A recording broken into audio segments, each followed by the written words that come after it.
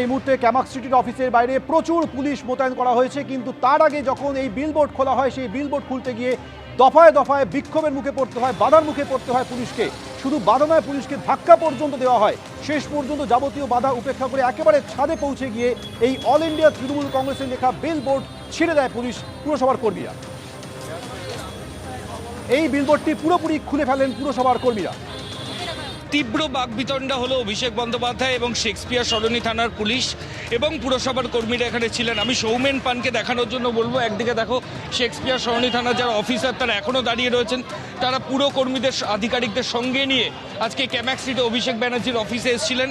অভিষেক ব্যানার্জির যে মূল অফিস তার বাইরে অল ইন্ডিয়া তৃণমূল কংগ্রেসের একটা ব্যানার লাগানো রয়েছে। এটা এই যে বিল্ডিং, এটা ঠিক বাইরের দিকে। আমি ক্যামেরা পার্সন সৌমেনকে বলবো যদি সম্ভব হয় ওই হোর্ডিংটা একবার দেখানোর জন্য।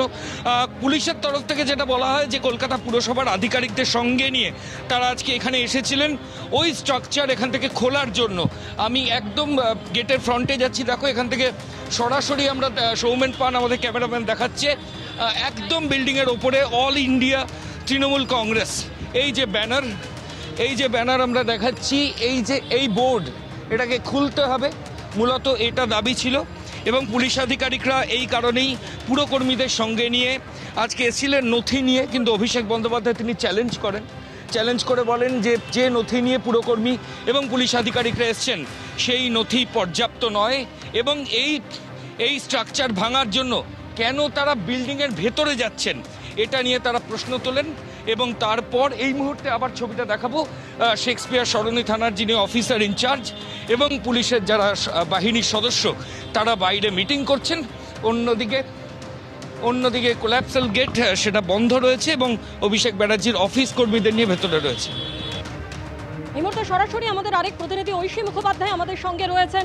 ঐশী, আজকে যখন এই অভিষেক বন্দ্যোপাধ্যায়ের অফিসে এই বিলবোর্ড ভেঙে ফেলার জন্য পুরসভার আধিকারিক এবং পুলিশরা পৌঁছে যায়, তখন যে পরিস্থিতি তৈরি হয়, পুলিশের কাজে প্রথমত বাধা দেওয়া হয়, আমরা দেখেছি পুলিশকে ধাক্কা পর্যন্ত দেওয়া হয়।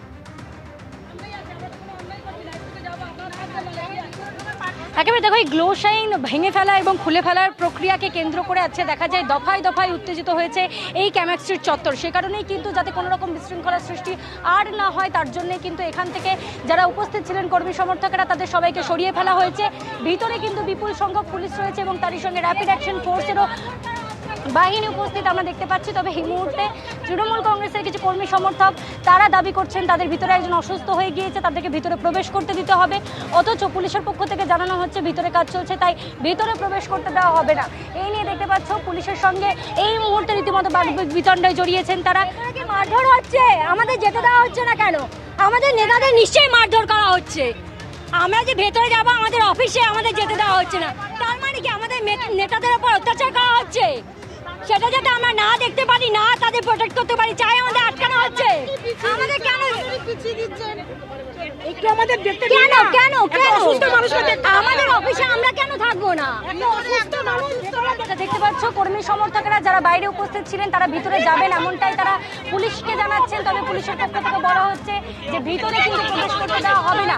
আমরা দেখতে পাই যে আজকে দফায় দফায় উত্তেজিত হয় এই যে ক্যামাক স্ট্রিট চত্বর, সেই চত্বর ইতিমধ্যেই কিন্তু অভিষেক বন্দ্যোপাধ্যায়ের এই মুহূর্তে আমরা সেই ছবি ঐশী দেখতে পাচ্ছি। অভিষেক বন্দ্যোপাধ্যায় ক্যামাক স্ট্রিটের অফিসের সামনে একদিকে যেমন প্রচুর পুলিশ মোতায়েন করা হয়েছে, অন্যদিকে কালীঘাট তৃণমূলের তরফেও সেখানে বিক্ষোভ দেখানো হচ্ছে। আপাতত তোমায় ধন্যবাদ। এবিপি আনন্দ, এগিয়ে থাকে, এগিয়ে রাখে।